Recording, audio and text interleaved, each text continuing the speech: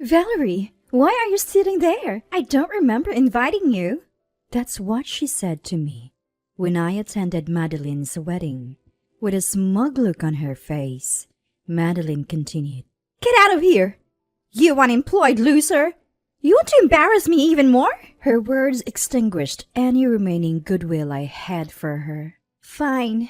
I'll stay out of your life from now on. As I left the venue, a commotion broke out, and people rushed in. Ignoring Madeline's cries for help, I left the venue with Conrad. I'm Valerie, a freelance illustrator. Conrad, whom I married a few years ago, is currently away for work. One day, feeling a bit lonely, I got news. My mom back home had fallen down the stairs and fractured her leg. Though it wasn't a severe injury, she needed help until she recovered. The question was, who would provide that care? Dad had recently hurt his back and was using a walking stick, so he couldn't help Mom. I thought my sister Madeline, who lives at home, could take care of her, and I'd help on weekends. But Madeline said, It's just a fracture. She can walk. She doesn't need care. She's always been insensitive. She never lends a helping hand and often makes insensitive comments. I couldn't trust her to take care of Mom. So I decided to move back home to care for Mom while Conrad was away. My parents were thrilled, but Madeline wasn't. Why are you back? You're in the way? Every time we crossed paths in the kitchen or living room, she glared at me. Whether she's always seen me as an enemy or is jealous, I don't know. But dealing with her is a hustle, so I ignore her. Still, she continued to harass me. I took over the household chores for Mom, but Madeline complained about my cooking and even threw laundry into my room. Childish. But I said nothing. 2 weeks after I moved back home, Madeline knocked on my door. I opened it, wondering what was so important. Aren't you going to work? Work? You never leave the house except for shopping or the hospital. You're not working, are you? I explained that I'm a freelance illustrator and work from my laptop, but she didn't get it. So you're saying you draw pictures on your laptop and make money? That's no different from being an unemployed shut-in. Having an unemployed person in the house is the worst. She stormed back to her room, stomping her feet. A few days later, Madeline said, I want you to meet someone. Wait in the living room. We waited as instructed, and she brought in a tall, slender man with a youthful face. The mole under his left eye seemed to highlight his youthful appearance. Nice to meet you all. I'm Rodney, Madeline's fiancé. Thank you for making time for me today, the man said, extending his hand for a handshake. Caught off guard by the unexpected guest, my parents and I returned the greeting. Nice to meet you. We hadn't known Madeline had a fiancé, and it seemed neither had our parents. We exchanged puzzled glances as we listened to their story. I met Rodney at work. He is a very sincere, capable, and wonderful person. Madeline gushed. Madeline, don't flatter me too much. You're making me blush. Rodney chuckled. The two laughed and talked about how they met, what attracted them to each other, and what kind of life they planned to lead after marriage. Apparently, Rodney was drawn to Madeline's outgoing and cheerful personality. The Madeline I know is rebellious, self-centered, and lacking in empathy. I couldn't believe she was described as social. Isn't Rodney amazing? I really want to marry him. Please give us your blessing for our marriage. The two looked earnestly at my parents, waiting for their approval. From my perspective, Rodney seemed too good for Madeline, so I had no objections to their marriage. My parents felt the same, though surprised by the sudden news. They smiled and seemed to give their blessing. After Rodney left, as I was cleaning up the tea and snacks, Madeline spoke to me. You're jealous, aren't you, Valerie? Jealous of what? I'm marrying a wonderful, good-looking, high-earning man, something you could never pull off. I responded to Madeline's smug, taunting smile. I'm not jealous. I'm actually happy you found someone so wonderful. Her expression twisted, probably because she didn't get the reaction she was hoping for. She sighed dramatically and said, "The snacks you served Rodney were so cheap. Couldn't you have prepared something more upscale?" "Oh, but you're unemployed, so you can't afford." "If I knew you were bringing your fiancé, I would have prepared something appropriate." "Oh, you should have sensed it from my happy vibe lately. I really hate how you can't read a room." Looking at Madeline, I wondered how long a marriage with her could last. I felt concerned for Rodney. That night, as usual, I called Conrad. It's a daily ritual. I get lonely easily, and hearing Conrad's voice helps me cope. I told him about Madeline bringing her fiancé. "Wow, Madeline has a fiancé? That's great news." "Yes, his name is Rodney Bland. He seems too good for her, actually." As soon as I said that, Conrad's tone changed. "Wait, did you just say Rodney Bland?" "Yes, why? Is something wrong?" Conrad then accurately described Rodney's appearance, demeanor, and the mole under his left eye. As I expressed my surprise, Conrad continued in a serious tone. "Valerie, you need to tell Madeline to reconsider marrying Rodney. He's a scum artist." "What? Are you serious?" Rodney used to work under Conrad.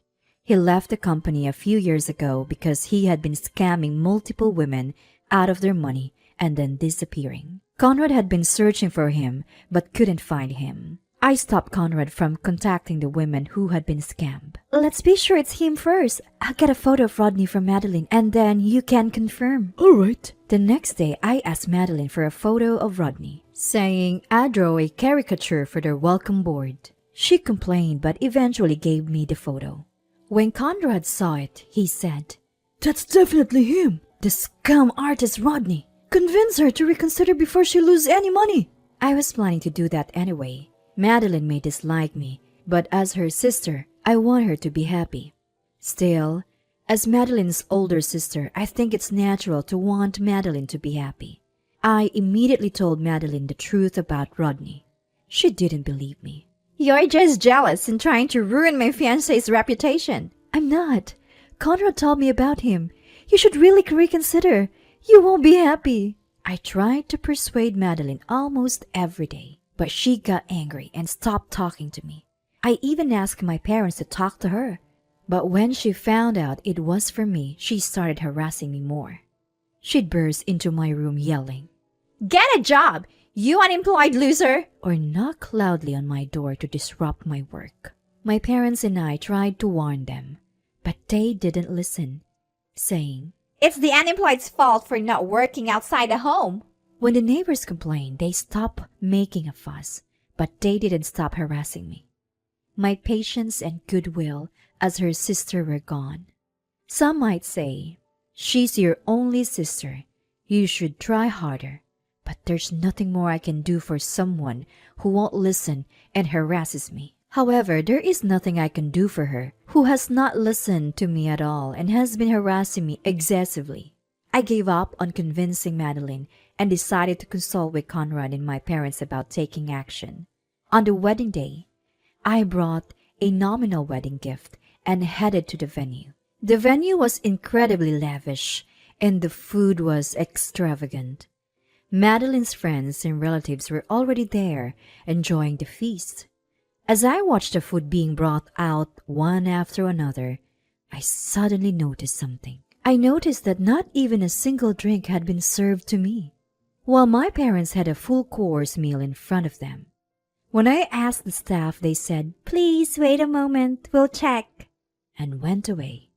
After a while, Madeline, dressed in a pure white wedding gown, walked over, the sound of her heels clicking. "Valerie, why are you sitting there? I don't remember inviting you." "What?" Not just me, but my parents, the guests, and the staff all looked at Madeline in surprise. The venue that was buzzing with activity just moments ago has now gone eerily silent, and whispers fill the air. Despite being the center of negative attention, Madeline looks at me smugly. "You dare show up here after insulting my fiancé? I can't believe you. Oh, you're unemployed, so you probably don't even know when you're being rude.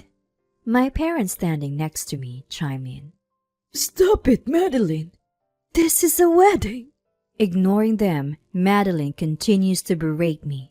How can I have a wedding if people find out my sister is unemployed? Just leave! You're embarrassing me! I let out a deep sigh and stand up.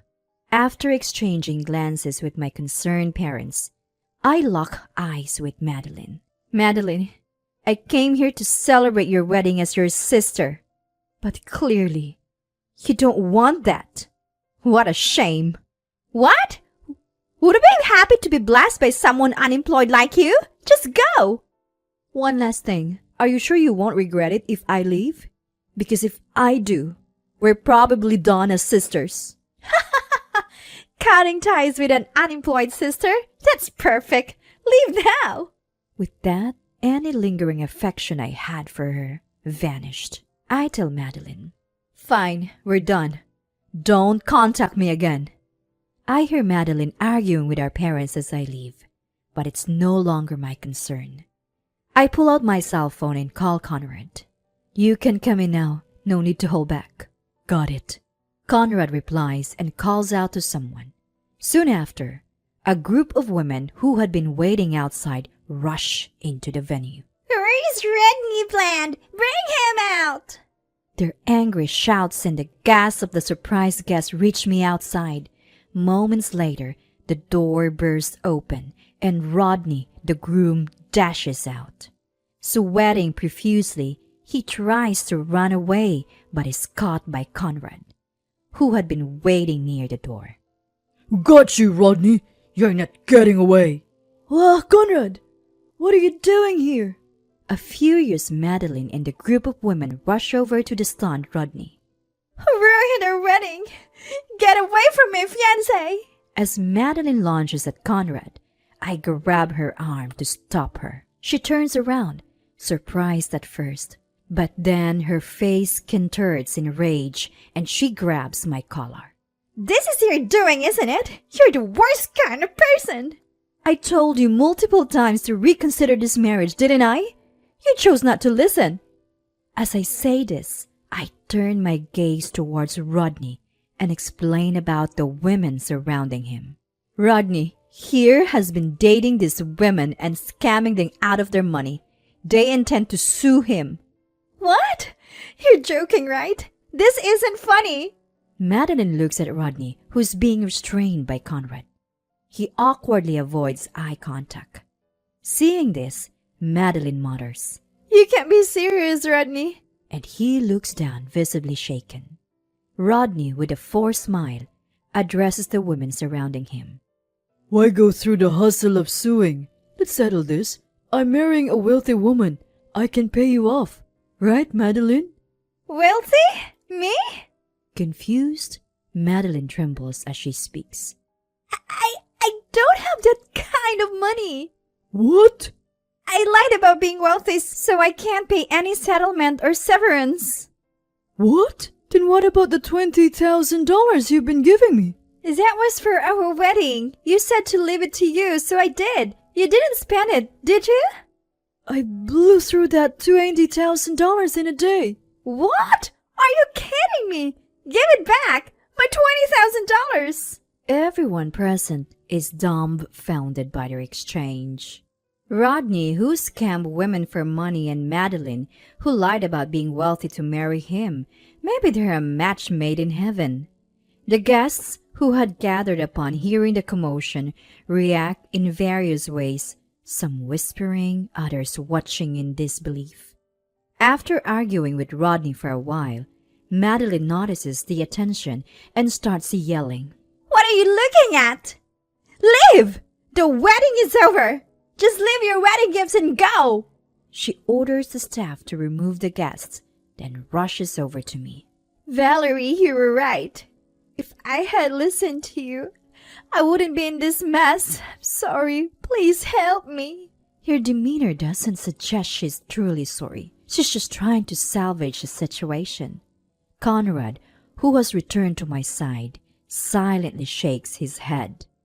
I nod in agreement, shake off her hand, and say, I told you we're done. We're strangers now. I won't help you. What? What are you saying, Valerie?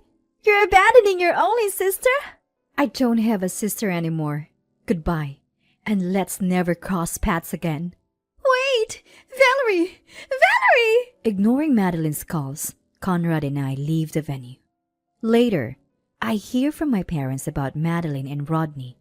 Madeline was disowned and kicked out of the family home.